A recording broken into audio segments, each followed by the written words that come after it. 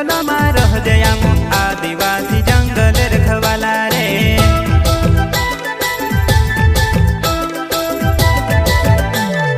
चल जंगल जमीन काज पूजे रे आदिवासी दुनिया ने रखवाला रे।